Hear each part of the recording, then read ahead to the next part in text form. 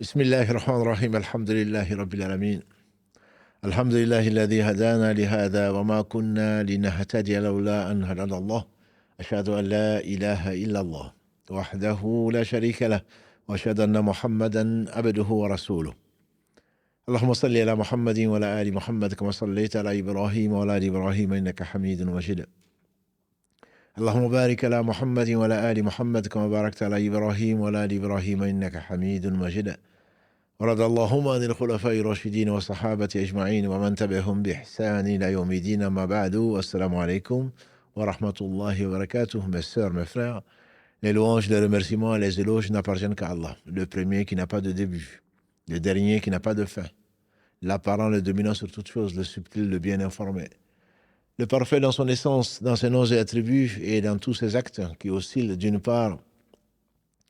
entre d'une part donc sa générosité, sa bonté, sa miséricorde et d'autre part son omniscience et sa sagesse. Nous le louons, nous revenons vers lui repentants, nous lui demandons protection contre les conséquences de nos péchés. Et lui seul en sait le nombre et les tendances de l'âme, et l'âme ordonne certainement le mal, hormis celle à qui Allah fait miséricorde. Celui qui Allah guide, nul ne saurait l'égarer. Celui qui est privé de sa guidée, nul ne saurait lui montrer le droit chemin. J'atteste donc qu'il est lui seul, digne d'adoration. J'atteste de la véracité, de l'exemplarité, de la prophétie de Mohammed ibn Abdillah, qu'Allah bénisse ce prophète, sa famille, ses compagnons, tous ceux qui les auront suivis dans le droit chemin et nous fassent l'honneur d'en faire partie. Bienvenue donc dans ce jardin du paradis, comme l'a appelé le prophète sallallahu alayhi wa sallam, d'après Anas ibn Malik. Le messager d'Allah sallallahu alayhi wa sallam a dit, si vous passez dans les jardins du paradis, profitez-en. Ils ont dit, c'est quoi les jardins du paradis? Il a dit, c'est le cercle où on évoque Allah. On évoque Allah et certainement l'invocation fait partie de cela. Donc cette assise, comme vous le savez, comme vous le connaissez, l'assise donc du mercredi est consacrée à la médecine du cœur et qu'Allah nous purifie le cœur. Le prophète alayhi salatu wassalam nous a enseigné tout le bien. Parmi le bien, il nous a dit, il y a un morceau de chair dans le corps. S'il est bon, c'est tout le corps qui est bon. Et s'il est corrompu, c'est tout le corps qui est corrompu, n'est-ce pas que c'est le cœur. Qu'Allah nous purifie le cœur, qu'Allah nous donne la sincérité nécessaire à traverser ce bas monde, puisqu'Allah n'accepte des œuvres que ce qui est sincère, et suivant la sunna du prophète sallallahu alayhi wa sallam. Qu'Allah donc nous fasse mourir musulmans, nous raffermisse dans le passage de ce monde qui doit être pour nous un tremplin pour gagner l'au-delà. Nous avons commencé la semaine dernière donc une nouvelle série qui s'appelle le devoir d'invoquer Allah, subhanahu wa ta'ala. Et Allah se fâche contre celui qui ne l'invoque pas. Il dit dans le verset 60 de la sourate 40, وَقَالَ رَبُّكُمْ ud'uuni astajib lakum. Votre Seigneur a proclamé, invoquez-moi et je vous répondrai. Il tient ses promesses. Et il continue dans ce même verset, ceux qui par orgueil s'enflent et refusent mon adoration, je les humilierai dans la Jahannam, c'est-à-dire dans l'enfer. Quand autant l'homme s'épuise, se fatigue quand on lui demande. La première fois, il fait le généreux. Allah, il est le seul généreux, le véritable généreux, celui qui donne avant même qu'on lui demande, qui lui donne plus que nécessaire. Mais si tu continues à demander à l'homme, il va finir par se fâcher. Il va finir par te fuir. Et Allah se fâche contre celui, comme nous l'a dit Abu Huraira, qu'Allah l'agrée, le prophète sallallahu alayhi wa sallam a dit, Allah se courrouce, Allah se fâche contre celui qui ne lui demande pas. Parce que quand tu ne lui demandes pas, c'est parce que tu ne le connais pas. Si tu le connais, tu sauras qui tu es. L'imam Hassan al-Basri, qu'Allah lui fasse miséricorde, on lui fait dire, celui qui connaît Allah, il connaît son âme. Et celui qui connaît son âme, il connaît Allah. Celui qui proclame, subhanahu wa ta'ala, dans la sourate Ghafir 35, verset 15. Ya ayyuhan nasu antumul fuqara ila Allah. Wallahu huwal ghaniyyul hamid. Ô vous les gens humains, vous êtes tous des indigents, des pauvres vis-à-vis d'Allah. Allah, c'est lui qui se passe de tout le riche et le digne de louange.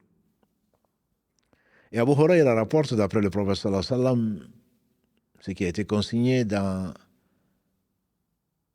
Ibn Hibban, qu'Allah lui fasse miséricorde, le vrai incapable, l'incapable, c'est celui qui est incapable d'invoquer Allah. Il est incapable d'invoquer Allah. Voilà le vrai incapable. L'incapacité n'est pas forcément physique. N'est pas toujours physique en tout cas. L'incapacité, c'est le fait de ne pas demander à Allah. En effet, non seulement il se fâche, mais en plus, il a promis de répondre. Et le pauvre n'est riche que parce que il sait qu'il peut s'adresser aux riches. Celui qui a déversé sur les univers, matin, midi et soir. Comme l'a dit le prophète sallam, n'as-tu pas vu qu'Allah a dépensé depuis qu'il a créé, et c'est lui qui a tout créé sans besoin? N'as-tu pas vu que la main droite d'Allah subhanahu wa ta'ala, et ses deux mains sont droites et bénies? N'as-tu pas vu que Allah détient tout dans la main droite? Il n'a pas cessé de dépenser depuis qu'il a créé. Et cela n'a rien amoindri à ce qu'il possède, subhanahu wa ta'ala. Donc l'invocation, dit le prophète sallam, d'après le hadith de Nu'man ibn Bashir, ce jeune que Allah subhanahu wa ta'ala a recruté, a préféré à bien nombre et qui était compagnon du prophète sallam, bien qu'il soit jeune, il dit que le prophète sallam a dit ad-du'a huwa al-ibada. Si tu veux connaître l'adoration, c'est l'invocation.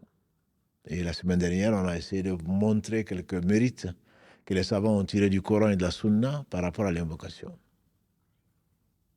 L'invocation, il n'y a pas mieux. C'est la meilleure, dit Ibn Abbas Karalagré, c'est la meilleure œuvre.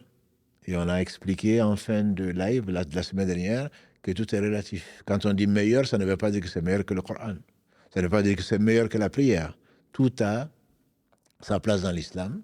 Et comme Ibn Qayyim, qu'Allah lui fasse miséricorde, nous l'a enseigné, ne vois-tu pas que dans le recours, la prière vaut certainement mieux que le Coran et que le Coran vaut mieux, enfin, est une meilleure œuvre, a plus d'importance, c'est plus important, que la lecture du Coran est plus importante que le dhikr en général, le rappel, et le rappel en particulier les invocations.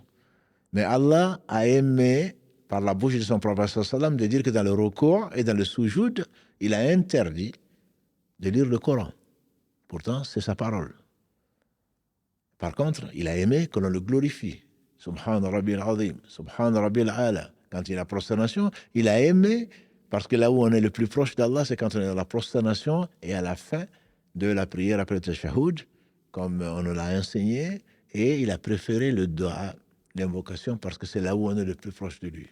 C'est là où on s'humilie. Devant qui?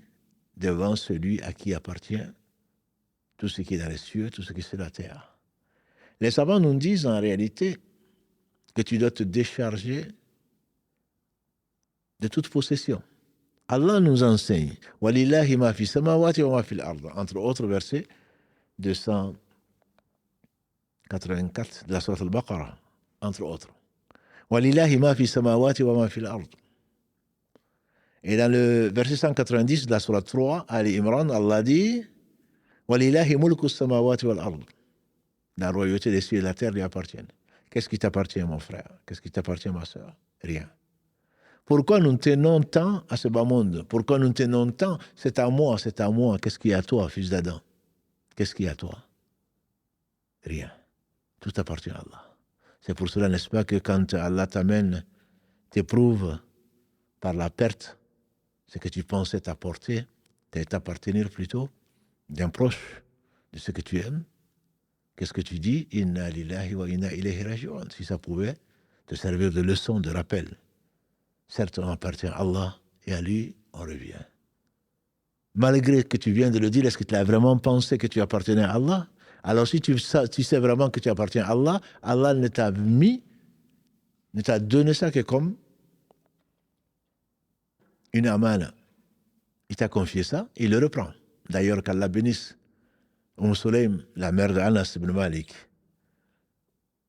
quand Allah l'a éprouvé avec un fils, et Allah seul sait qu'est-ce que c'est qu'un enfant pour une mère. Qu'Allah bénisse nos mères et nos épouses. Quand son mari, Abu Talha, devait voyager, et vous le savez, l'enfant était malade. La mère ne dort pas, même quand l'enfant n'est pas malade. Elle se soucie quand l'enfant est absent. Quand l'enfant même est en train de s'amuser, elle n'entend plus son bruit, elle craint pour cet enfant. Et c'est une des sagesses pour lesquelles Allah subhanahu wa ta'ala a décrété que l'on doit être excellent avec ses pères et mères. Verset 23 de la sourate 17, وَقَضَى رَبُّكَ أَلَّا تَعْبُدُوا إِلَّا إِيَّاهُ وَبِالْوَالِدَيْنِ إِحْسَانًا.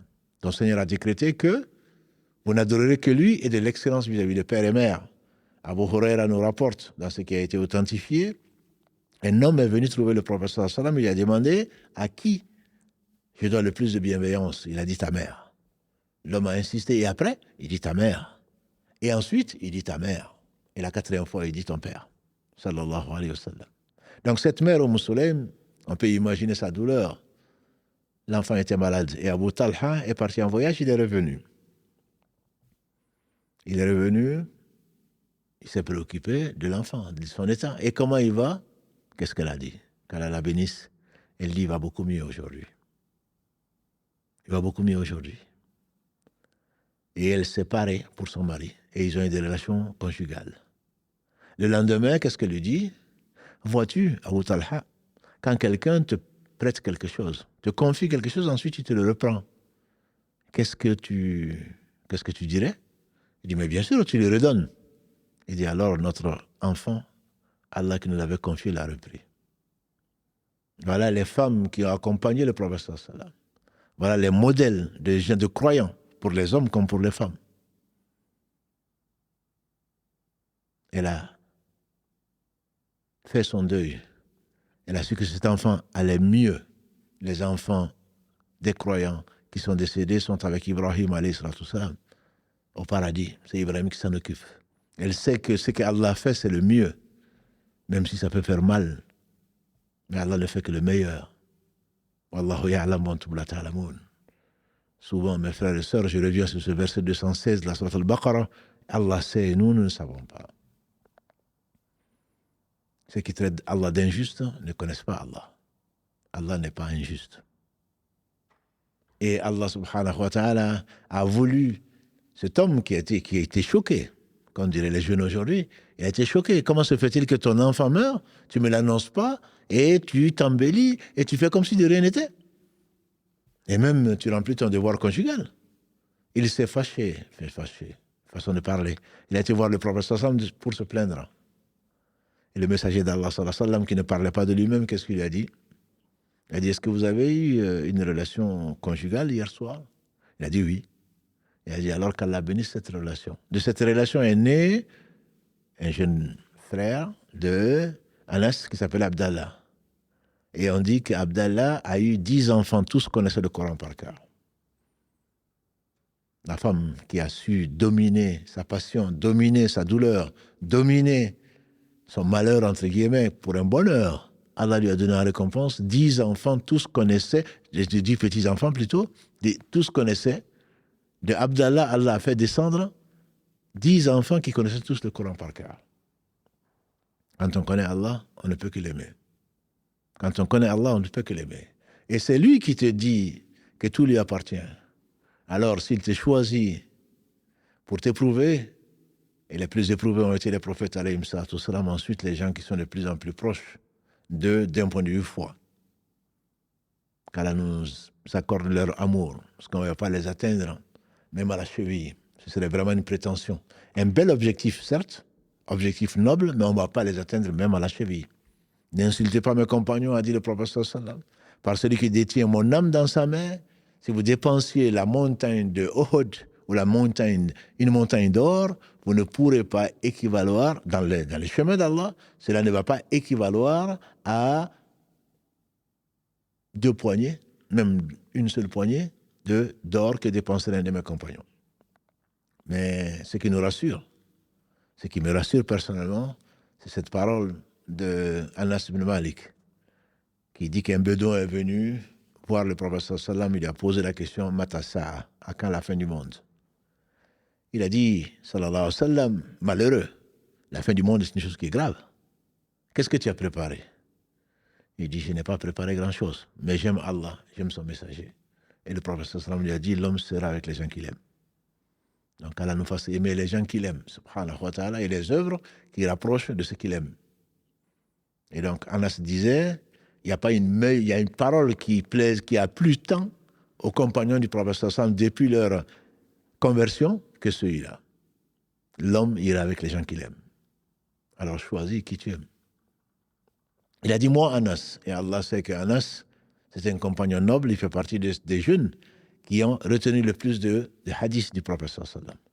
Il a servi le prophète sallallahu alayhi wa sallam pendant 10 ans, de 8 à 18 ans, qui a eu cet honneur-là. Sa mère Sulaym, quand elle a béni, l'a mis au service du prophète sallallahu alayhi wa sallam, au service d'Allah subhanahu wa ta'ala pendant 10 ans. Et pourtant, il disait, moi, Anas, je n'ai pas beaucoup de prières. Je n'ai pas beaucoup de jeûnes. Mais j'aime Allah, j'aime le prophète, j'aime Abu Bakr et j'aime Omar. Pour être avec eux, Inch'Allah, déjà au paradis, en tout cas, c'est ce qu'on espère, pour lui comme pour tous les compagnons du prophète sallallahu alayhi wa sallam. Et revenons donc à nos moutons, l'invocation. La meilleure œuvre, très certainement, c'est l'invocation d'Ibn Abbas, d'après le hadith du prophète sallallahu alayhi wa sallam, et il a lu « Wa qala rabbukum ud'uni astajib lakum » Votre Seigneur a proclamé « Invoquez-moi et je vais vous répondre ». Et sa promesse est vraie. Je disais donc que tout appartient à Allah. Pourquoi nous nous attachons à ce qui ne nous appartient pas? C'est comme cet enfant à qui tu prêtes un jouet. Il va crier, il va monter sur ses grands chevaux. Il va crier pensant t'impressionner. Parce que s'il crie, il pense que tu vas lui laisser. Nous sommes tous des enfants quelque part. Allah nous confie quelque chose pour peu de temps et on s'y accroche. Pour avoir la joie de le servir, pour avoir l'amour de le rencontrer, pour avoir la paix dans ce bas monde et dans l'au-delà, c'est de savoir que tout appartient à Allah subhanahu wa ta'ala. C'est pour cela que le pauvre devient riche, parce qu'il sait qu'Allah est riche. Il sait qu'Allah est riche. Donc ce Seigneur subhanahu wa ta'ala a voulu qu'on l'invoque. Pourquoi l'invoquer? C'est le titre de ce deuxième épisode, donc, de notre nouvelle série. Pourquoi invoquer Allah? Pour le comprendre, peut-être, on va prendre un hadith. Long et beau. Aimé par les savants du Cham. Le Cham, c'est la Palestine. C'est l'actuelle Jordanie, la Syrie, etc. C'est ce qu'on appelle le Cham. Une terre bénie, qu'Allah subhanahu wa ta'ala béni. Et les savants du Cham ont dit que c'est Ashraf al-Hadith, les Ahl Cham. C'est le hadith qu'ils aimaient le plus. Ils trouvaient que le hadith c'est le plus noble ou le plus beau. Et pour cause. Le hadith est rapporté par Abu Dhar, qu'Allah l'agrée, et consigné dans l'authentique de l'imam Muslim. Qu'Allah lui fasse miséricorde. Allah dit subhanahu wa ta'ala dans ce hadith qu'on appelle le hadith Qudsi. Le hadith Qudsi, ça veut dire qu'il vient d'Allah. C'est un hadith, certes, donc une parole, mais ça vient d'Allah, ce n'est pas du Coran. On dit que c'est une inspiration directe d'Allah au prophète sallallahu alayhi wa sallam. Mais ce n'est pas par l'intermédiaire de l'ange Gabriel, et on ne le lit pas dans une prière. Celui qui lit dans une prière hadith Qudsi, sa prière est nulle. Et parmi les hadiths Qudsi, il y a ceux dont la chaîne est authentique, et il y en a d'autres dont la chaîne est faible. Ça ne veut pas dire que la parole est faible. Non, ça veut dire simplement que ça ne remplit pas les conditions qu'Allah subhanahu wa ta'ala a voulu imposer pour pouvoir authentifier les hadiths du prophète sallallahu alayhi wa sallam. C'est lui qui a dit, d'après Abu Dhar, votre Seigneur subhanahu wa ta'ala a dit. Donc ce sont ceux-là qu'on appelle les hadiths Qudsi, et en comparaison donc aux hadiths qui ne sont pas Qudsi, c'est-à-dire qu'on appelle les hadiths Nabawi. C'est-à-dire, le prophète sallallahu a dit, et s'il l'a dit, c'est que c'est vrai. Comme le dirait Abu Bakr, qu'Allah l'agrée. S'il a dit, c'est que c'est vrai. Le tout, c'est de savoir est-ce que cette chose a été authentifiée ou pas. S'il a été authentifié, s'il a été prouvé que le prophète sallallahu alayhi wa sallam l'a dit, c'est que c'est vrai. N'a-t-il pas dit que Constantinople va devenir musulman? Et on l'appelle aujourd'hui Istanbul. Comment il aurait pu le savoir? Allah dit dans la sourate 53, versets 3 et 4, « Wa ma yantiqu anil hawa, in huwa illa wahyun yuha » Il ne parlait pas sous l'effet de la passion. Ce n'est qu'une révélation révélée. Et il dit, subhanahu wa ta'ala, dans la sourate Al-Hashr, 59, verset 7, « Wa ma atakumur rasulu fakhuduhu, wa ma nahakum an fantahu, wa taqullah. Inna allaha shadid iqab. » Il dit ce que le messager vous apporte, prenez-le. Pourquoi tu prétends croire à ce qu'il t'a apporté comme Coran et tu doutes, et tu mets en cause, et tu oses refuser et refuter sans science ce qu'Allah subhanahu wa ta'ala lui a confié, l'a inspiré. Il ne parlait pas de lui-même. Pourquoi alors tu dis Ashhadu an la ilaha illallah wa ashhadu anna Muhammadur Rasulullah wa ashhadu anna Muhammadan abduhu wa rasuluh. Son serviteur, il n'est pas Dieu. C'est un serviteur, il a un seigneur. Abd, Abdullahi wa rasuluh. Wa rasuluh, ça veut dire quoi? Ça veut dire que c'est un messager. Et il appartient wa ma ala rasuli illa al-balagh. Le messager est chargé d'apporter un message. Alors si tu crois au Coran, pauvre coraniste, tu ne peux pas ne pas croire à la sunna du prophète sallam qui a été authentifiée. Walillahi alhamd. Et donc, Allah subhanahu wa ta'ala a voulu laisser au prophète sallam ce hadith, qu'on appelle le hadith Qudsi d'Abu Dharr, consigné dans l'authentique de l'imam Muslim, qu'Allah lui fasse miséricorde, une des deux références des musulmans, des croyants, en matière de hadith. Après al-Bukhari, un élève d'al-Bukhari, qui lui-même est un élève de l'imam Ahmad. Ahmad est un élève de l'imam Shafi'i. Shafi'i est l'un des élèves de l'imam Malik, qu'Allah leur fasse tous miséricorde. Les connaître certainement, c'est prier pour eux et espérer qu'Allah subhanahu wa ta'ala leur fera miséricorde et nous fera miséricorde. Qu'est-ce qu'il dit ce hadith? Vous le connaissez peut-être. Le temps est court, ce n'est qu'une heure, et on a déjà pris 20 minutes d'introduction.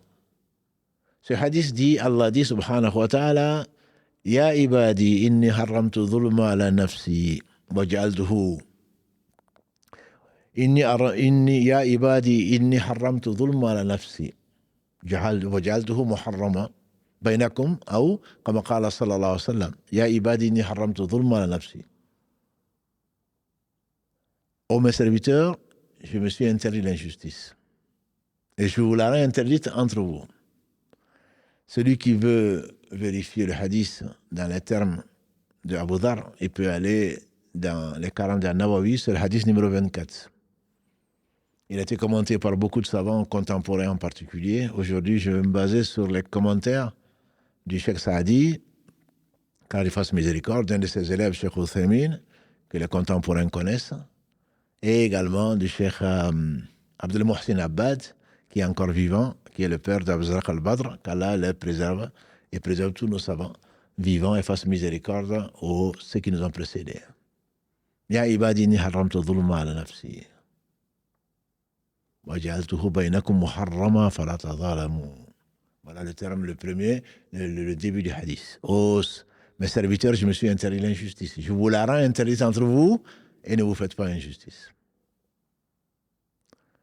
Le Cheikh Uthaymin, quand il fasse miséricorde, il dit Inni haramtu dhulma ala nafsi. Qui est-ce qui peut imposer à Allah quoi que ce soit? Mais kataba rabbukum ala nafsihi ar-rahma. C'est Allah qui l'a prescrit pour lui-même. S'il avait voulu, il aurait pu faire ce qu'il veut. Il fait ce qu'il veut, mais Allah n'est pas injuste. Allah n'est pas injuste. Il s'est imposé la justice. Et il n'est pas injuste. Tout ce qui arrive, c'est en pure justice, même si tu ne le comprends pas. Allah dit dans le verset 54 de la sourate 6, An'am, Akataba, Rabbukum wa la nafsihi ar-rahma. Votre Seigneur s'est prescrit lui-même la miséricorde. Et sa miséricorde l'emporte sur sa colère. C'est le verset 54 de la sourate 6. Et Allah subhanahu wa ta'ala, donc, s'est prescrit la justice. Quand il a dit ton Seigneur est juste, c'est qu'il l'est. Sa justice est basée sur quoi? C'est sur son omniscience. Il sait absolument tout.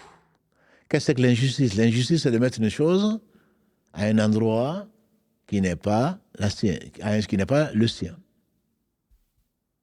L'injustice, c'est de mettre une chose à une place qui n'est pas la sienne. Or, tout appartient à Allah. Et ça, son omniscience fait qu'il sait absolument tout. La place est là où il a voulu mettre une chose, quelle qu'elle soit. Et c'est lui qui a tout créé sans besoin. C'est pour cela qu'on ne peut pas parler d'injustice pour Allah. Et donc, ce Seigneur, subhanahu wa ta'ala, qui est juste, a voulu que tout ce qu'il fait, c'est de l'équité, est basé sur sa sagesse aussi. Il sait ce qui n'est pas. Si ça avait été ce que ce serait, ce qui n'est pas notre cas.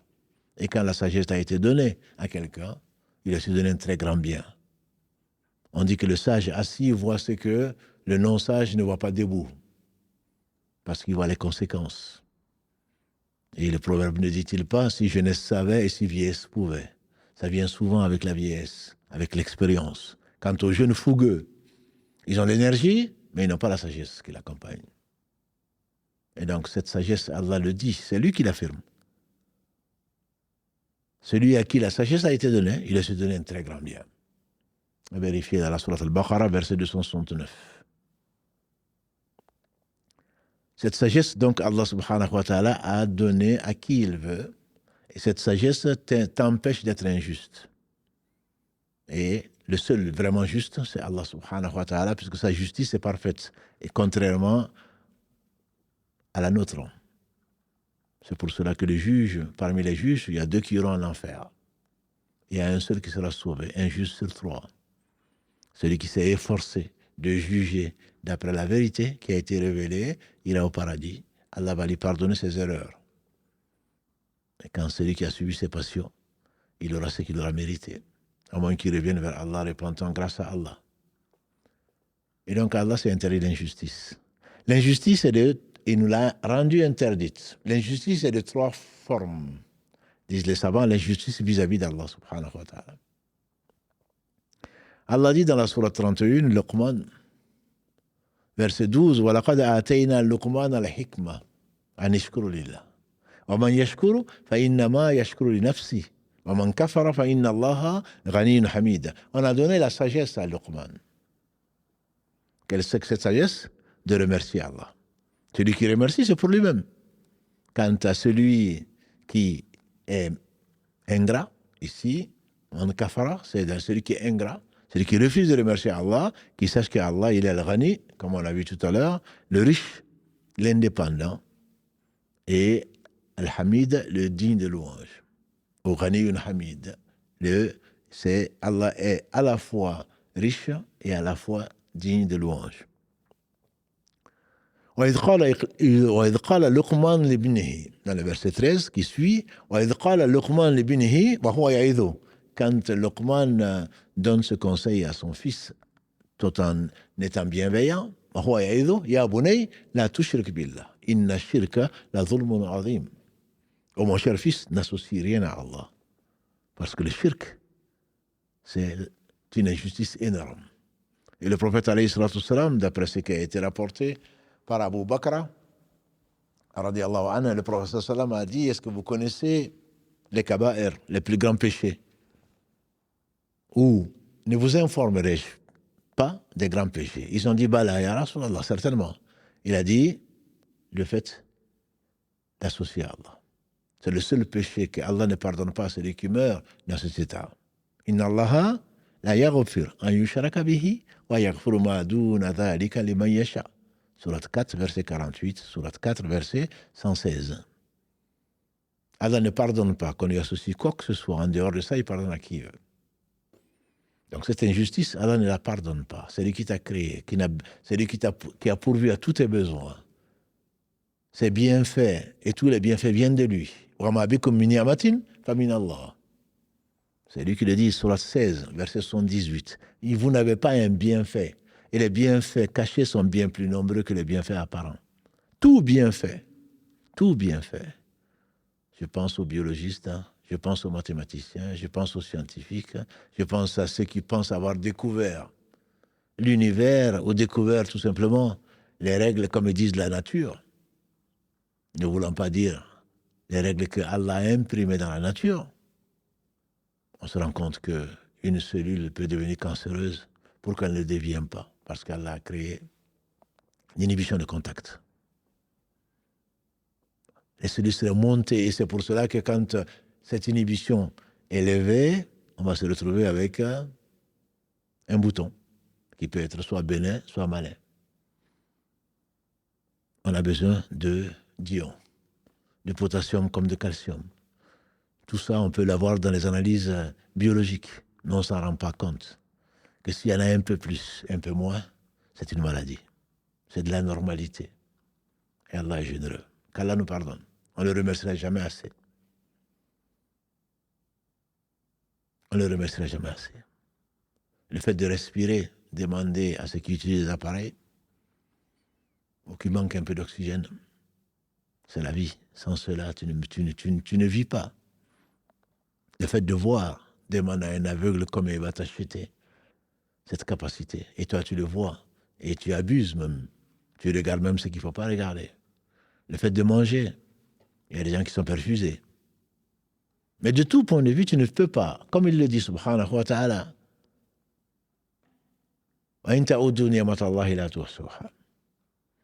si vous vous mettez à compter, essayer de dénombrer les bienfaits d'Allah, vous n'allez jamais y arriver. Dans la sourate 14, Ibrahim, verset 34, et dans la sourate 16, An-Nahl, les abeilles, verset 18. Tu ne sauras jamais dénombrer les bienfaits d'Allah subhanahu wa ta'ala. Pourtant, malgré cela, l'homme, voilà un ingrat. Voilà un ingrat. Et donc Allah subhanahu wa ta'ala est généreux. Que dis-je? Il est par excellence le grand donateur. Il est celui qui a tout créé sans besoin et celui qui contrôle absolument tout. Et donc, lui associer, mettre son espoir en qui que ce soit, très certainement, tu auras été injuste. Tu auras associé à Allah, puisqu'il est le seul qui est capable de tout. Quand il veut qu'une chose soit, il suffit qu'il dise soit et la chose elle est. Pourquoi tu vas chercher des secours ailleurs? Et donc, celui qui va invoquer autre que Allah subhanahu wa ta'ala, pour ce que Allah seul peut faire, a associé à Allah, et c'est le pire des péchés, wa na'udhu billah. Il y a l'injustice vis-à-vis d'autrui. Et c'est la raison pour laquelle Allah dit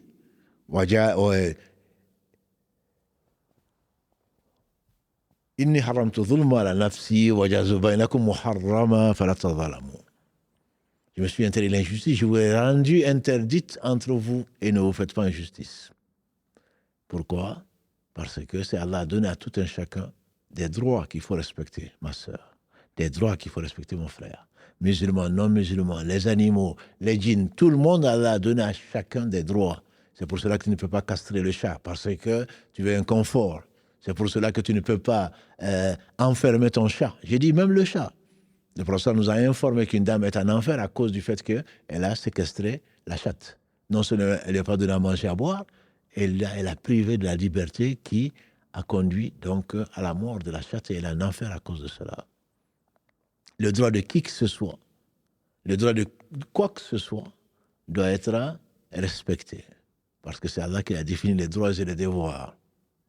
Fût-il contre ton ennemi, il a quand même ses droits. Et Allah ne va pas t'interroger sur tes devoirs, sur tes droits, il va t'interroger sur tes devoirs vis-à-vis de tout un chacun. Donc cette injustice, Allah a voulu et a rendu des choses sacrées, comme l'a dit le prophète sallallahu alayhi wa sallam, dans ce hadith, notamment sa dernière année ou la dernière année de sa vie, son dernier pèlerinage, qui est le seul en fait pèlerinage, Allah, et le prophète nous a enseigné que le sang, l'honneur et les biens sont interdits. La première chose, le premier conflit, le premier différend qui sera tranché au jour du jugement dernier sera sur le sang. L'honneur, Allah subhanahu wa ta'ala l'a rendu sacré. C'est pour cela qu'il a interdit de médire, de calomnier, etc., etc., comme on peut le trouver entre autres dans la sourate 49. Versets 12 et 13 en particulier, Allah insiste et compare cela au fait de manger la chair de son frère qui est mort. Bien sûr qu'on en a horreur. Tout droit que l'on prend de qui que ce soit, ça devient une injustice. Et Allah a rendu notamment le sang extrêmement précieux. Et il a dit, c'est pour cela, dans la sourate 5, verset 32, c'est pour cela qu'on a interdit aux fils d'Israël, ou plutôt qu'on leur a intimé, celui qui tue une âme sans raison, c'est comme s'il avait tué l'humanité entière. Et donc, les musulmans ne sont pas là en train de s'entretuer ou de tuer qui que ce soit. Ils ne sont pas là pour ça. Et ils seront jugés sur ça. Et quand tu prends l'âme d'un croyant, comme Allah le dit, avec une insistance telle, même un homicide involontaire, chez Allah, c'est énorme.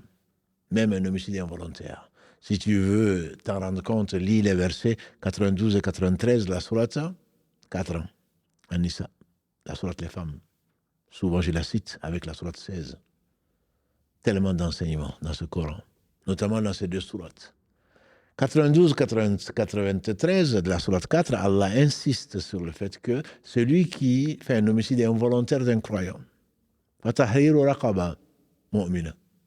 il faut qu'il libère un esclave, qu'on n'en trouvera que très peu, grâce à Allah subhanahu wa ta'ala. Et ensuite, de payer le prix de sang, qui, aujourd'hui, depuis hier d'ailleurs, en Arabie, était 100 chameaux.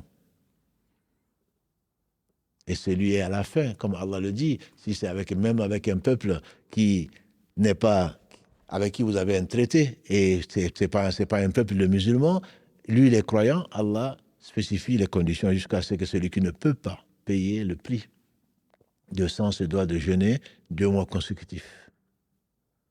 Et ça, c'est quelque chose d'extrêmement important. Et c'est pas seulement les droits, ce ne sont pas les seuls droits plutôt. Les biens sont sacrés. L'honneur est sacré. La lignée est sacrée. La religion est sacrée. La vie est sacrée. Ce sont 6 choses sur lesquelles, les maqasid de charia, la charia est venue, a été descendue, pas pour ce que l'on pense, malheureusement pour ce que l'on dit souvent sur l'islam. La charia est venue pour assurer, pour garantir ces droits de tout un chacun.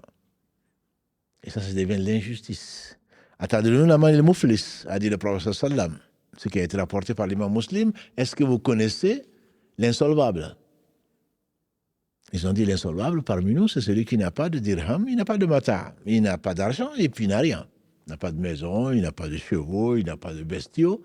Et dit non, l'insolvable de ma communauté, c'est celui qui viendra au jour du jugement dernier avec beaucoup de prières, beaucoup de jeûnes, beaucoup de bonnes actions. Il a frappé un tel, insulté tel autre, pris le bien de tel autre.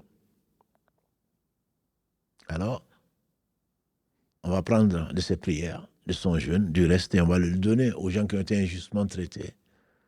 Et s'il n'en a plus, on va prendre des péchés de ces gens, on va les mettre dessus, ils tombent à l'enfer. Ça, c'est l'injustice. Allah pardonne. Il y a 3 types, dit Ibn Qayyim, 3 types d'injustice. Une injustice qu'Allah ne pardonne pas. C'est celui qui meurt en lui associant quoi que ce soit. Une injustice que Allah peut pardonner entre lui, et c'est la 3e catégorie d'injustice, c'est vis-à-vis de soi-même. Quand le meilleur des compagnons du prophète sallallahu alayhi wa sallam disait Allahumma inni zalamtu nafsi zulman kathiran kabira zulman kathiran kabira wa la yaghfiru dhunuba illa anta faghfir li maghfiratan min indika warhamni innaka antal ghafurur rahim. Abu Bakr Siddiq a demandé au prophète sallallahu alayhi wa sallam, enseigne-moi une invocation que je vais dire dans mes prières. Il a dit oh Allah, j'ai été injuste vis-à-vis de moi-même. Outragement injuste vis-à-vis de moi-même. Et beaucoup. Pardonne-moi, parce que personne ne peut pardonner si ce n'est toi. Le prophète Yunus, on connaît son doigt, La ilaha illa anta subhanaka inni kuntu minaz zalimin. Ça c'est vis-à-vis de soi-même. J'ai été injuste vis-à-vis. Ça c'est un prophète qui dit ça. Injuste vis-à-vis de soi-même. Donc la 3e catégorie, Allah la pardonne à qui il veut. Et il a fait descendre 1/100 de sa miséricorde, dont procède toute miséricorde dans ce bas monde, et il a gardé 99 en dévers de lui au jour du jugement dernier pour nous pardonner les injustices qu'on s'est faites à nous-mêmes.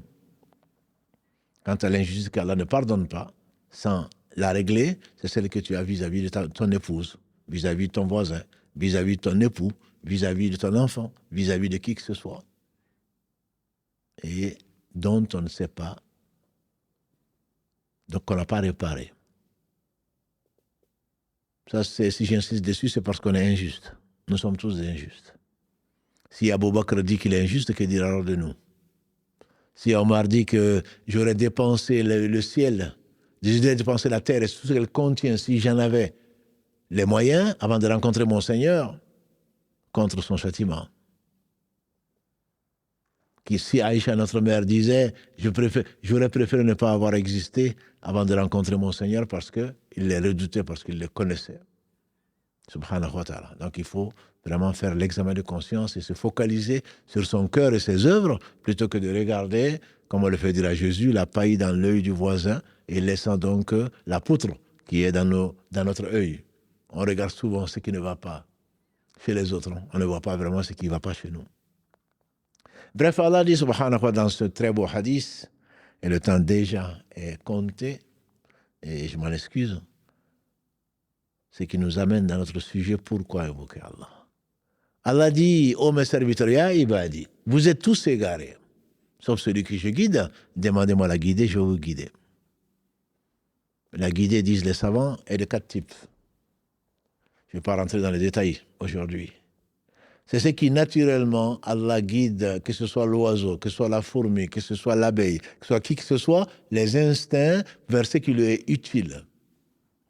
Et on ne saurait certainement pas en parler une nuit entière. Chacun d'entre nous. Ne vois-tu pas que l'oiseau quitte son nid le matin en laissant ses oisillons aller chercher de la nourriture et revenir, faire des kilomètres et des kilomètres et revenir, pas aller, ne se trompe pas de nid. Il va retrouver le nid où elle a laissé ses oisillons pour les nourrir. Ne vois-tu pas que la fourmi qui va prendre un seul grain va arpenter des chemins tortueux pour revenir et le mettre à l'abri. Elle ne s'est pas trompée de fourmilière. Connaître Allah, c'est vraiment l'aimer. Et on me parle de hasard. Car c'est une guidée qui concerne tout ce qu'Allah a créé, et c'est lui qui a tout créé sans besoin. Il y a une guidée qui concerne les hommes et les djinns, tous. Allah nous a envoyé par miséricorde les prophètes. Il a gardé et conservé le livre, en particulier le Coran.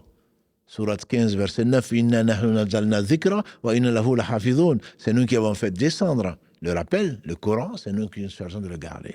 Et il n'y a peut-être pas de plus grand bienfait. Et c'est la sagesse pour laquelle Allah nous a dit de jeûner le mois de Ramadan. On est en train d'en parler, alhamdulillah, les samedis, pour parler de ce jour énorme, ce lundi, où Allah subhanahu wa ta'ala a choisi Muhammad sallallahu alayhi wa sallam, lui a envoyé Jibril avec la première sourate 96. C'était un jour énorme. Je ne dis pas que c'est un jour de fête. C'était pendant le mois de Ramadan. C'est pour qu'on remercie Allah. Hudan linas, wa bayinat min al-huda al-furqan. C'est une guidée pour les gens. Et un critère de distinction entre le mal et le bien. Si on se met à essayer de dénombrer les bienfaits d'Allah, on n'y arrivera jamais. Vous êtes tous égarés sauf celui que je guide. Et de cela, Allah a montré la guidée à tout un chacun. Pour ceux qui disent, si Allah m'avait guidé, lis la sourate 41, verset 17. Wa amma Thamoud, quant au peuple de Thamoud, les anciens Arabes, on les a guidés. Ils ont préféré l'aveuglement, la cécité à la guidée. Personne ne peut demain dire Allah ne m'a pas guidé. Il a envoyé des prophètes, il a envoyé des livres, il t'a envoyé en toi-même ce que tu te permets de voir. Je vous rappelle qu'Ibrahim, alayhi salatu salam, quand il a cassé les idoles, les gens qui adoraient les idoles, quand ils sont venus, ils ont dit, bien sûr, c'est nous qui sommes des injustes. Chacun en nous-mêmes sait qu'Allah l'a guidé, même si, par orgueil, on a refusé de reconnaître Allah subhanahu wa ta'ala et sa toute-puissance. Et dans cette guidée-là, il y a 2 types.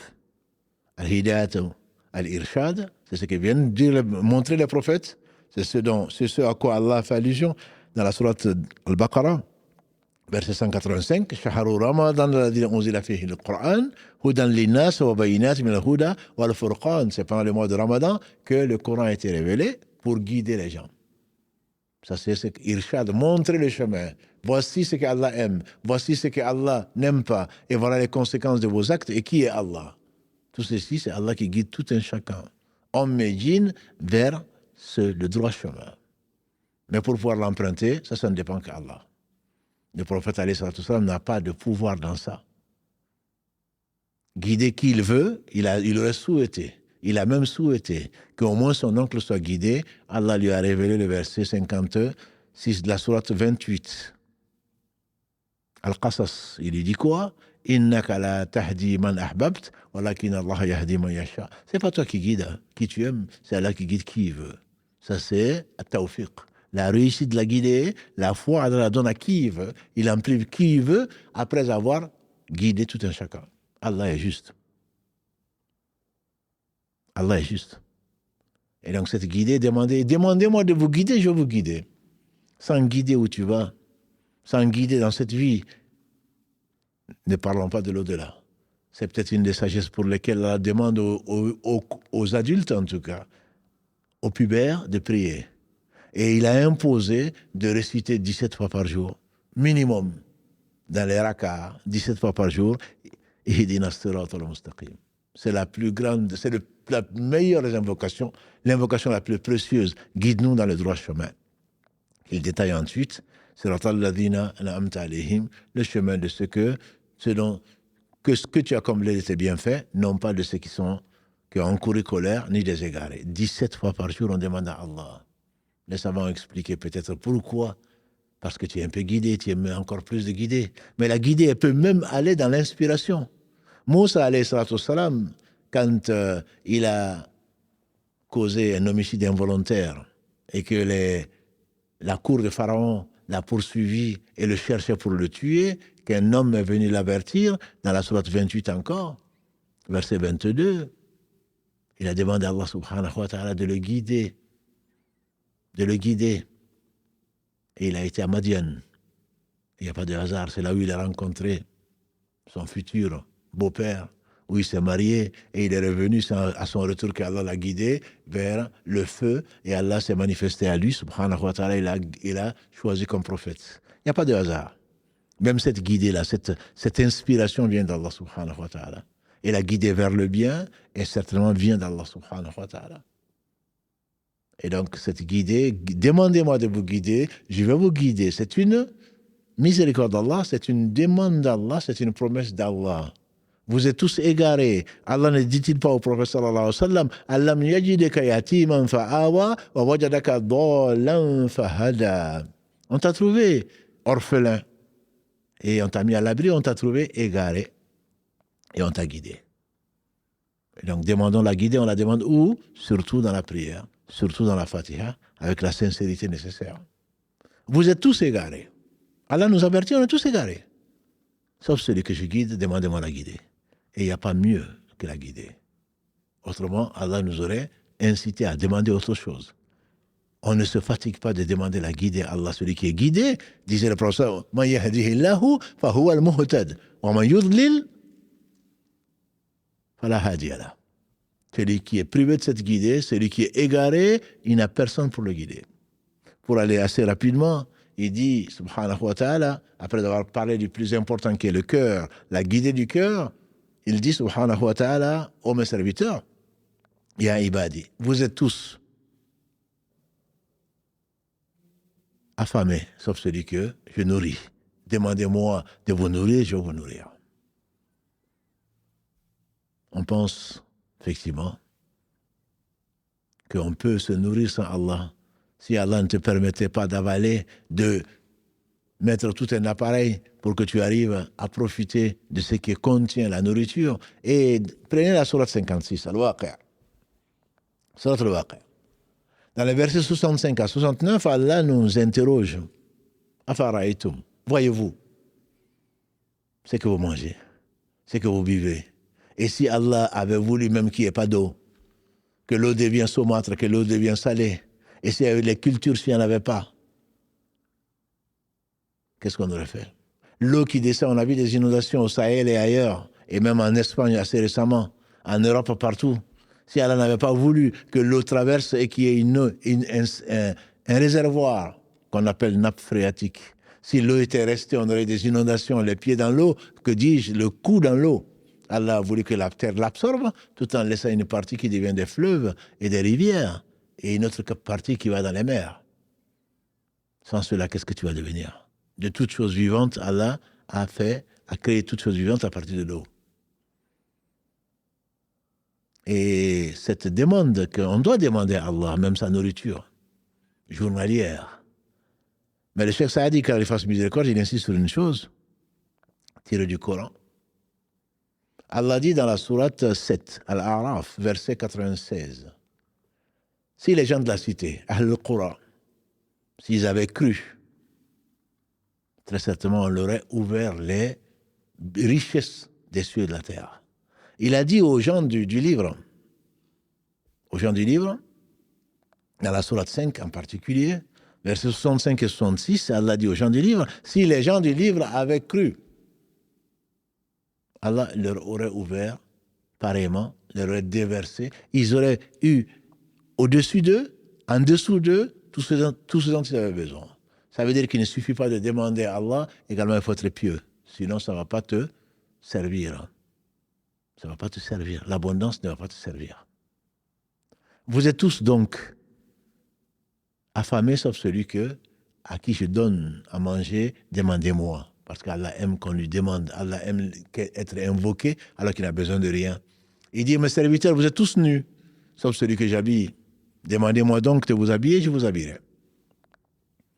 En effet, cet habillement, après avoir parlé de l'intérieur, du cœur, cet organe unique, Allah a parlé de ce que l'on ressent et qu'a priori tu vois quelqu'un, tu ne sais pas celui qui a faim et qui n'a pas faim.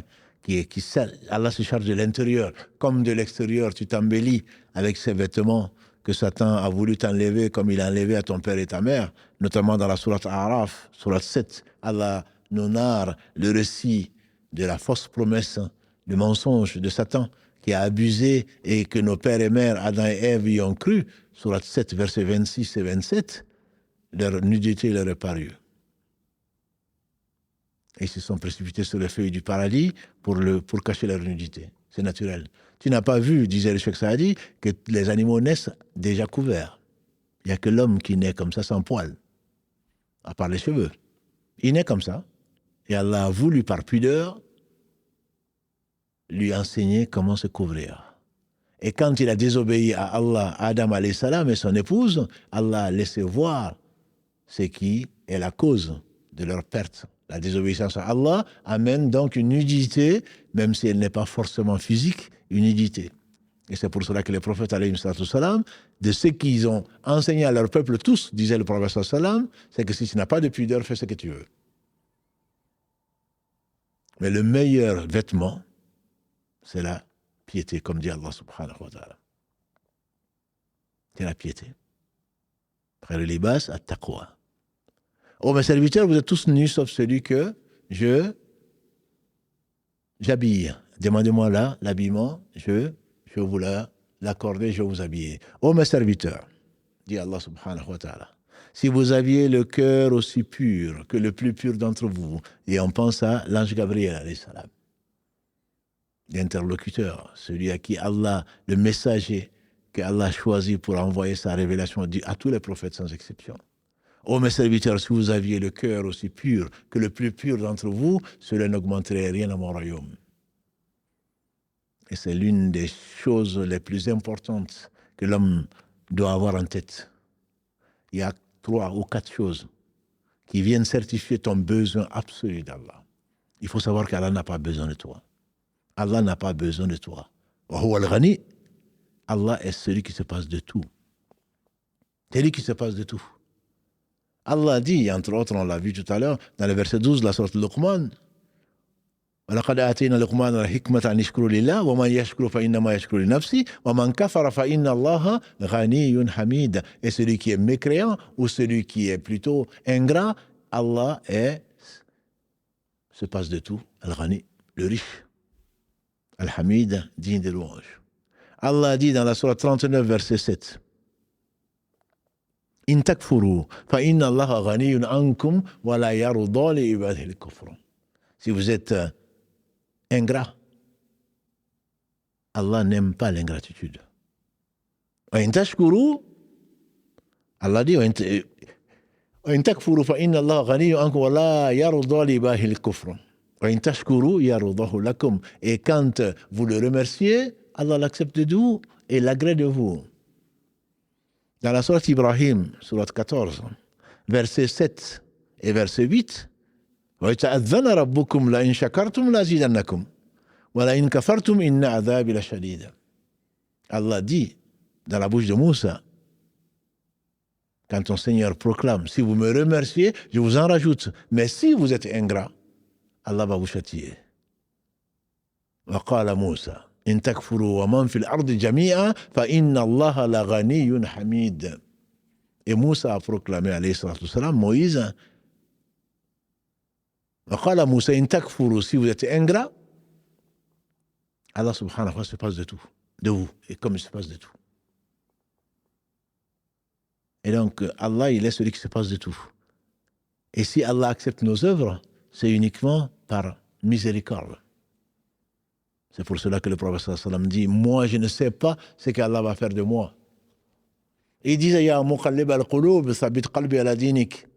Ya musarrif al-qulub, sarrif qalbi ala ta'atik. Ô toi qui détiens les cœurs, toi qui renverses les cœurs, raffermis mon cœur dans ta religion. Si tu es dans la religion, c'est grâce à Allah. C'est pas parce que tu es beau, c'est pas parce que tu es intelligent, c'est pas parce que tu es savant. Non. C'est une miséricorde d'Allah. Allah accepte le peu que tu fais. Tu n'as pas vu ces hommes. Notre mère Aïcha rapporte que Allah décrit dans le verset 60 de la sourate 23, Al-Mu'minun, Allah dit, Alladhina yutuna ma ataw wa qulubuhum wajilat annahum ila rabbihim raji'un. Ceux qui donnent ce qu'ils donnent et leur cœur est effrayé de la rencontre de leur Seigneur. Notre mère Aïcha, qu'elle a l'agré, hadith rapporté par l'imam Ahmad et l'imam At-Tirmidhi, qu'elle a leur face miséricorde, il dit, elle demande à son mari, le prophète sallam, ce sont des gens qui ont volé, c'est des gens qui ont forniqué, c'est qui donnent ce qu'ils donnent et puis ils craignent la rencontre de leur Seigneur. Le prophète sallam lui répond, oh la fille du très véridique, la fille d'Abou Bakr. Il ne s'agit pas de cela. C'est ceux qui ont donné, qui ont prié, qui ont donné et qui craignent qu'Allah ne l'accepte pas. Si tout ce que nous faisons, Allah n'en a pas besoin. Quand nous disons, je prie pour Allah, non, tu ne pries pas pour Allah, tu pries pour toi-même. Je jeûne pour Allah, non, tu ne jeûnes pas pour Allah. Allah n'a pas besoin de ton jeûne. Tu jeûnes pour plaire à Allah. Tu pries pour plaire à Allah. C'est pour cela que la semaine dernière, on a parlé de l'invocation d'adoration. Deux types d'invocation. L'invocation de demande, Ya Allah, oh Allah, donne-moi ceci, oh Allah, préserve-moi de cela. Ça, c'est connu. Et l'invocation d'adoration, je prie pour que Allah soit satisfait de moi et qu'il me donne, entre autres, son agrément et récompensé par le paradis. Donc tu invoques Allah en pratique par tes pratiques d'adoration. Allah se passe de tout. Et s'il accepte quoi que ce soit, c'est par pure faveur. Omar ibn Khattab, quand il a été assassiné, avant qu'il ne meure, un jeune homme que nous connaissons tous, qui s'appelle Abdallah ibn Al-Abbas, cousin du prophète sallam, de son oncle, fils de son oncle Al-Abbas, qui dit au Amir al-Mu'minin, le chef des croyants, tu as accompagné le prophète sallam, il a été satisfait de toi. Tu as accompagné Abu Bakr, il a été satisfait de toi.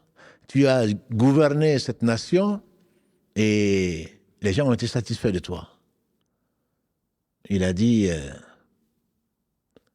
j'ai accompagné le prophète sallam, s'il a été satisfait de moi, c'est une faveur d'Allah sur moi. J'ai accompagné Abu Bakr, s'il a été satisfait de moi, c'est une faveur d'Allah sur moi. Ce n'est pas une faveur de moi sur Allah, pour Allah. Et j'ai accompagné Abu Bakr, et s'il est mort, dans l'état de satisfaction, c'est une faveur d'Allah sur moi, pour laquelle donc je dois être reconnaissant. Et si pendant le temps que j'ai gouverné les musulmans, ils ont été satisfaits de moi, c'est une faveur d'Allah sur moi. Oh, si j'avais la terre encore et ce qu'elle contient, si je pouvais si elle m'appartenait, si je pouvais la dépenser avant de rencontrer mon Seigneur pour qu'il me préserve de son châtiment, je l'aurais fait. Donc il faut comprendre que si tu es là, devant ton appareil, si tu suis les lives, si tu fais tes prières, si tu arrives à te réveiller pour le Fajr, si tu arrives à rester tard, ce n'est pas. Ne dis pas Allah, oui, mais moi je suis, comme on entend certaines personnes. Mais pourquoi les non-musulmans ont tant de choses? Pourquoi elle ne porte pas le hijab? Elle a un enfant, elle a un mari, elle a une villa, elle a une voiture, et moi qui obéis à Allah, je n'ai pas. Car Allah aime quelqu'un, il le préserve contre les conséquences de ce bas monde. Et Allah ne te doit rien. C'est toi qui dois tout à Allah. Tout, absolument tout. Allah ne te doit rien, il se passe de toi. Ô mes serviteurs, dit-il, hommes et djinns réunis, du premier au dernier, si vous aviez le cœur aussi pervers que le plus pervers d'entre vous, cela n'amenderait rien à mon royaume. On pense à Satan, sur ce qu'il mérite. Tout le monde serait de Satan. Qu'est-ce que ça enlève à Allah? Rien.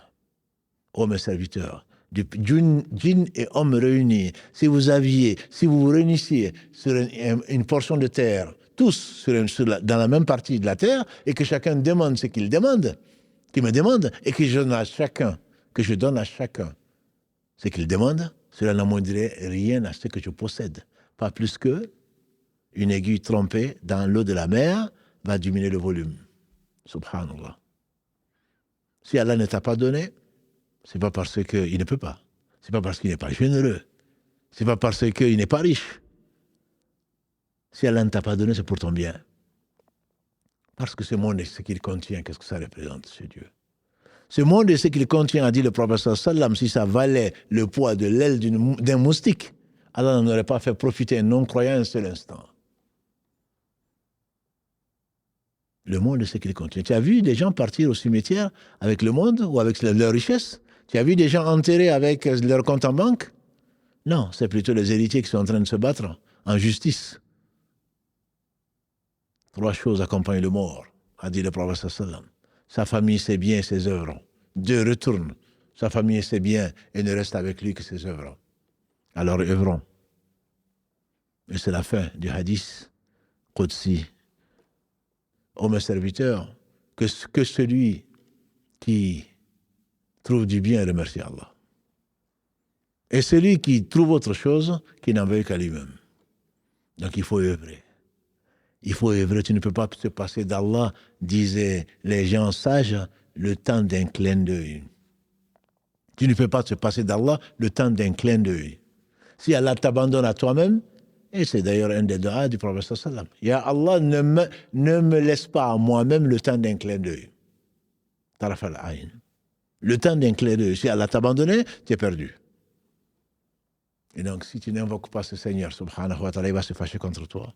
Si tu n'invoques pas, subhanahu wa ta'ala, si tu ne l'invoques pas, qui tu vas invoquer? Des choses qui ne savent ni créer, ni faire mourir, ni faire vivre, ni servir à quoi que ce soit. Ils ne se servent pas à elles-mêmes. Les gens sur qui tu comptes, qui sont-ils? N'as-tu pas vu de quoi ils ont été créés? N'as-tu pas vu leurs besoins comme les tiens? Comment tu vas demander à un pauvre ce qu'il n'a pas? Et on est dessus, forcément. Tu es souvent dessus. Et la cause, elle est là, ma sœur. La cause, elle est là, mon frère. Il y a certains compagnons du prophète sallam à qui il a fait attester, il a fait plutôt sermenter, serment d'allégeance, des béas, parmi lesquels, tu sais qui? Abu Bakr. Parmi lesquels, tu sais qui? Abu Dhar. Parmi lesquels, Athawan, car elle les agrée tous. De ne rien demander à personne. Il les a fait prêter le serment d'allégeance de ne rien demander à personne, au point que, quand leur fouet tombait et qu'ils étaient sur leur monture, ils redescendaient pour aller le prendre. Nous, aujourd'hui, c'est « donne-moi ça, même pas s'il te plaît ». On dirait que c'est nous qui avons créé les gens. Donne-moi ceci, donne-moi cela. Télécommande. Depuis l'entrée du magasin ou depuis l'entrée de ton garage jusqu'à ton lit. Tout vient à toi. Et comment tu veux penser à Allah? Si Allah prive les uns et les autres, si le prophète sallam était couché sur une natte et on voyait les traces de la natte sur son corps, Omar ibn Khattab, quand il a vu ça, il a pleuré. Il a dit, Ya Rasulallah, quand je m'imagine que les grands de ce monde dorment sur des lits surélevés et toi sur une natte, qu'est-ce qu'il a répondu? Ya Omar, est-ce que tu ne veux pas que ce monde soit pour les gens, pour ces gens-là, et que l'au-delà soit pour nous? Alors contente-toi de ce qu'Allah t'a confié. Et remercie Allah de ne pas être à la place de ceux-là qui ont oublié Allah. وَلَا تَكُونُوا كَالَّذِينَ نَسُوا اللَّهَ فَأَنْسَاهُمْ أَنفُسَهُمْ أُولَٰئِكَ هُمُ الْفَاسِقُونَ. Verset 19 de la sourate 59, Allah dit, ne soyez pas. وَلَا تَكُونُوا كَالَّذِينَ نَسُوا اللَّهَ. Ne soyez pas comme ceux-là qui ont oublié Allah. Allah a fait qu'ils sont oubliés eux-mêmes. Voilà les pervers. Voilà les pervers. Car Allah nous préserve des conséquences de nos péchés. Si tu n'invoques pas Allah, il se fâche contre toi. Si tu n'invoques pas Allah, c'est que qui va t'apporter la guider? Qui va t'apporter de quoi manger? Qui va t'apporter de quoi te couvrir? Qui va t'apporter ce que tu demandes? Et Allah, il est le seul riche. Et nous sommes tous des pauvres. Nous sommes tous des pauvres. La richesse, la vraie richesse, ma soeur, c'est pas moi qui le dis.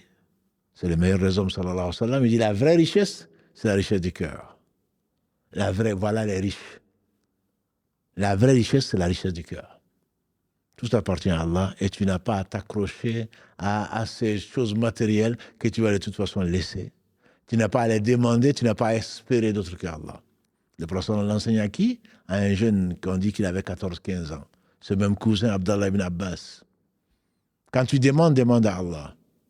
Quand tu demandes secours ou protection, demande-la à Allah. Là, tu vas te retrouver avec une base solide qui ne déçoit jamais. Allah n'a jamais déçu. Tu n'es peut-être pas assez patient, mais Allah n'a jamais déçu. Allah a répondu, même après les siècles.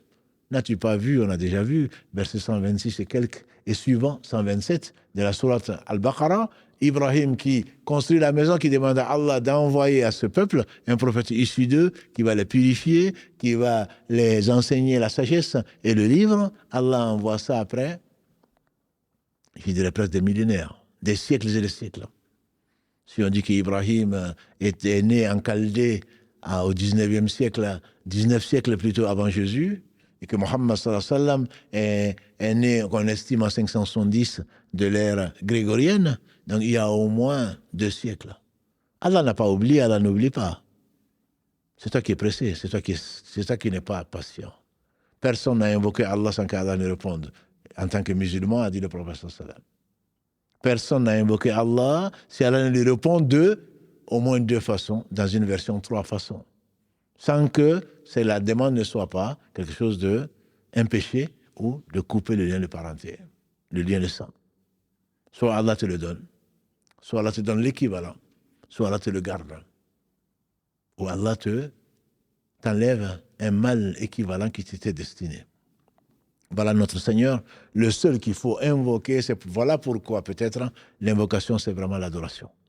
Qu'Allah subhanahu wa ta'ala nous enseigne ce qui nous sera utile, qu'il nous fasse profiter de ce qu'il nous a enseigné, qu'il bénisse le meilleur des hommes, Muhammad sallallahu alayhi wa sallam, celui par qui Allah a ouvert les yeux à l'aveugle, il a guidé l'égaré, il a fait miséricorde à l'humanité, aux univers. Wa ma arsalnaka, dit Allah, verset 107 de la sourate Al-Anbiya 21, verset 107. Wa ma arsalnaka illa rahmatan lil alamin.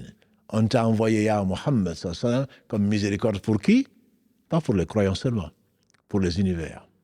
Qu'Allah bénisse donc ce prophète, sa famille, ses compagnons, et tous ceux qui les auront suivis dans le droit chemin, et qu'Allah fasse de l'invocation l'âme, l'essence même de notre adoration, parce qu'on sait qu'Allah subhanahu wa ta'ala, il est celui qui ne déçoit jamais, celui qui répond à toute invocation d'une façon ou d'une autre, et celui par qui tout existe, sans qui rien n'existe.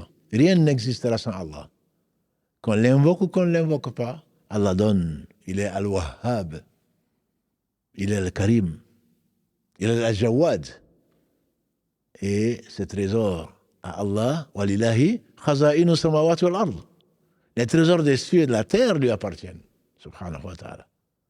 Qu'Allah bénisse Mohammed, sa famille, ses compagnons, tous ceux qui les auront suivis dans le droit chemin, nous fasse l'honneur d'en faire partie. Qu'Allah vous aime, mes frères et sœurs. Qu'Allah nous fasse aimer les gens qu'il aime. Le prophète sallam, ses compagnons, les gens de bien.